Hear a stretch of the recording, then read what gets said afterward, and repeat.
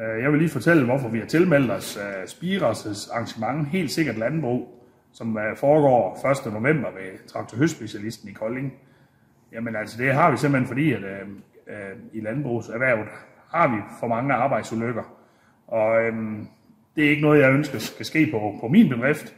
Så derfor er mig og mine medarbejdere blevet enige om, at det var godt at sætte fokus på arbejdssikkerheden. Og det synes jeg er en rigtig god idé at gøre sådan en aften, hvor vi kan få nogle input til, hvad vi kan gøre for at forbedre sikkerheden på vores bedrift.